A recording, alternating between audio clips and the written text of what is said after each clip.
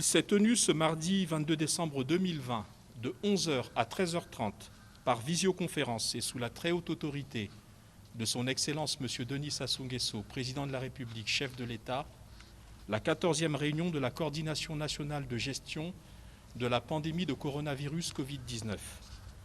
Ont été invités à se joindre aux membres de la Coordination nationale les professeurs Fidel Yalla et Antoine Anjabena, respectivement président et vice-président du comité d'experts. 2 points étaient inscrits à son ordre du jour, à savoir, premier point, l'examen du 14e rapport de la Task Force à la Coordination nationale de gestion de la pandémie de coronavirus Covid-19. Second point, les recommandations de la Coordination nationale. Pour ce qui concerne le rapport de la Task Force à la Coordination nationale, invité par le Président de la République à prendre la parole, M. Gilbert Ondongo, ministre d'État, ministre de l'Économie, de l'Industrie et du Portefeuille public, président de la Task Force, a indiqué à la Coordination nationale que le coronavirus Covid-19 continue sa circulation meurtrière à travers le monde, en dépit des mesures restrictives mises en œuvre pour arrêter le déferlement de la 2e vague de propagation du virus observée à travers le monde. Le nombre de personnes contaminées dans le monde s'établit à 71 504 000 pour 1 612 900 décès à la date du 14 décembre 2020. Les États-Unis d'Amérique, qui enregistrent plus de 16 millions de personnes contaminées et plus de 300 000 morts, restent malheureusement en tête du peloton des pays qui payent un lourd tribut à la pandémie. Les pays d'Europe s'emploient quant à eux à endiguer la 2e vague de la pandémie de Covid-19 au travers de mesures restrictives qui affectent tant les populations que les économies. Ils comptent plus de 21 millions de personnes contaminées et 480 000 morts des suites de la Covid-19. Le continent africain, quant à lui, avec 2 379 830 personnes contaminées et 56 335 décès, continue à justifier d'une remarquable résilience. Il n'est cependant pas épargné par les risques de survenance d'une 2e vague de la pandémie. Pour ce qui concerne la situation épidémiologique dans notre pays, il faut noter qu'elle matérialise un certain rebond de l'épidémie. Rebond confirmé au mois de novembre et au début du mois de décembre. L'épidémie de Covid-19 a repris sa circulation dans notre pays de façon un peu plus intense. En octobre, l'épidémie était à son creux avec un taux de positivité de 3% seulement. En novembre, le taux de positivité est remonté à 5,5%. Pendant les 10 premiers jours du mois de décembre, ce taux de positivité a dépassé les 8%. En octobre, il n'y avait que 256 cas actifs de personnes contaminées. En novembre, il y a eu 556 cas supplémentaires.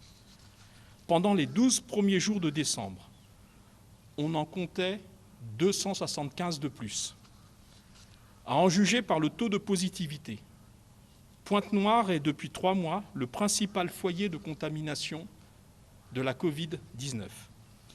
Durant la première décade du mois de décembre 2020, le taux de positivité a été de près de 9% à Pointe-Noire et de 8% à Brazzaville. Bien plus préoccupant, le nombre des cas actifs et celui des décès de Covid-19 ont fortement augmenté dans notre pays en ce mois de décembre. Pendant tout le mois de novembre, on n'avait ainsi enregistré que 2 décès de Covid-19. Entre le 1er et le 19 décembre, il y avait déjà 11 morts supplémentaires dues à la Covid-19. Au 19 décembre 2020, notre pays comptait un total de 6 571 cas notifiés depuis le mois de mars. Sur ces cas notifiés, il existe actuellement environ 887 cas actifs. Sur la période du 13 au 18 décembre 2020, 2797 personnes ont été testées et dépistées. 201 résultats se sont révélés positifs, soit en moyenne 33 cas supplémentaires de Covid-19 par jour. Quant au taux de létalité, il est quant à lui fixé à 1,54%. Suivant les données du ministère de la Santé, le virus continue de circuler dans le milieu scolaire. Il est ainsi établi que plusieurs écoles publiques et privées, Lumumba, Saint-Exupéry, École américaine, Rémo, Thomas Sankara à Brazzaville, 15 août 1963, Jean Chimbakala, Tchamba et Mvumvu à Pointe-Noire, constituent aujourd'hui des foyers de contamination. Sur 1328 élèves testés au début du mois de décembre dans 7 établissements scolaires de Brazzaville, 24 d'entre eux ont été des cas positifs. Même si la maladie circule de façon moins intense dans le milieu scolaire, soit un taux de positivité de 1,8% contre plus de 8% dans l'ensemble du pays et des autres populations, il n'en reste pas moins que c'est un danger potentiel, notamment pour les personnes les plus âgées. Les causes de la dégradation de la situation épidémiologique sont connues. Le relâchement général dans l'observation des gestes barrières, l'efficacité plus faible de l'ensemble de la riposte dans toutes ses composantes, le non-respect par certains acteurs des règles édictées par le gouvernement dans le cadre de l'état d'urgence sanitaire. Ces constats laissent apparaître un grand risque de rebond de la pandémie, ainsi que la possible survenance d'une deuxième vague de l'épidémie dans notre pays, comme cela se produit un peu partout dans le monde. Les craintes exprimées par les services sanitaires compétents sont amplifiées par le repeuplement progressif des centres de prise en charge hospitalière et sanitaire. Ce phénomène est constaté tant à Brazzaville, par exemple, la clinique Léono, qui voit l'ensemble de ses 22 lits Covid actuellement occupés, mais aussi l'hôtel de Kintélé, tant à Brazzaville, disais-je, qu'à Pointe-Noire, où on note une affluence de malades au centre Mouissou-Madeleine. Il faut donc noter que ce repeuplement des sites s'accompagne d'une augmentation du nombre de cas graves. Cette recrudescence laisse craindre, si aucune mesure correctrice n'est prise, une saturation rapide des services de prise en charge. Ces constats alarmants amèneront donc les pouvoirs publics, dans le souci de protéger le peuple et de prévenir une catastrophe sanitaire de grande ampleur, à prendre leurs responsabilités. À cet égard, des recommandations nouvelles ont été adoptées par la coordination nationale. Elles seront détaillées dans le présent communiqué.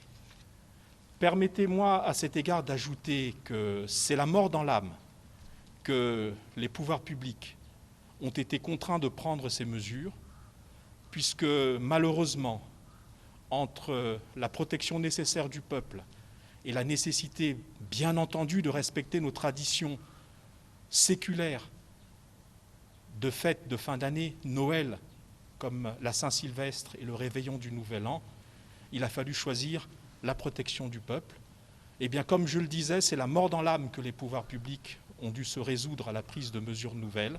Mais, comme vous l'aurez noté, Congolaises, Congolais, à année malheureusement exceptionnelle 2020, mesures exceptionnelles pour que nous puissions ensemble atteindre l'année 2021 dans la plus grande intégrité possible et que nous puissions ensemble, au cours de l'année qui vient, surmonter, nous l'espérons, cette épouvantable épidémie. Poursuivant son propos, le ministre d'État Ondongo a évoqué la situation économique nationale. Ainsi, et pour le 3e mois consécutif, le niveau de l'activité économique, selon les indicateurs fournis par le syndicat patronal Unicongo, est positif. Quoique faible, le taux moyen de croissance des activités des différentes branches de l'économie nationale est ressorti en fin du mois de novembre au-dessus de zéro. Cependant, il est à déplorer le fait que le rebond des activités économiques soit encore très faible. En définitive, pour l'année 2020, l'économie nationale aura perdu en 9 mois 40% de son niveau d'activité comparé à mars 2020. L'économie nationale a donc besoin d'une injection massive de liquidités, aussi bien pour dynamiser la demande que pour augmenter les investissements des entreprises. Elle a aussi besoin d'un retour à la confiance, afin que les consommateurs et les investisseurs soient rassurés et plus engagés. La reprise de l'économie mondiale sera tout aussi déterminante. Elle permettra vraisemblablement la remontée des cours de matières premières, dont le pétrole brut. Ainsi, l'État congolais retrouvera plus d'aisance financière pour soutenir l'ensemble de l'économie. Face au risque grandissant d'une deuxième vague de l'épidémie dans notre pays, du fait notamment des risques liés à la multiplication des contacts physiques entre les personnes, la coordination nationale prescrit donc la prise de mesures tendant à limiter ces contacts au strict nécessaire. Ils devront l'être davantage encore par ces temps de fête de fin d'année. Par précaution et pour des raisons évidentes, ces fêtes ne devront pas être célébrées avec la même intensité qu'en temps normal.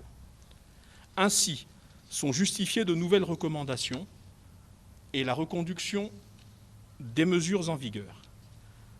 Pour les nouvelles recommandations, premièrement, avancer à 20 h le couvre-feu, les jeudis 24 décembre et 31 décembre 2020 sur l'ensemble du territoire national.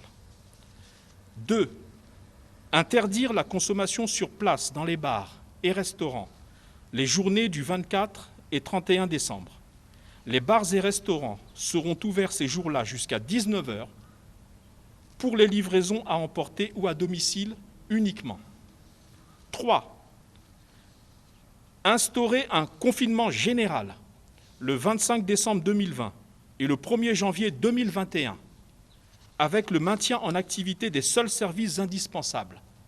L'on peut citer la sécurité publique, les hôpitaux et autres centres de soins, les pharmacies de garde, les services privés de sécurité et de gardiennage, les services techniques de fourniture de l'électricité et de l'eau, les stations d'essence sélectionnées, les services techniques des télécommunications, les radios, télévisions publiques et privées qui, services essentiels, fonctionneront malgré le confinement.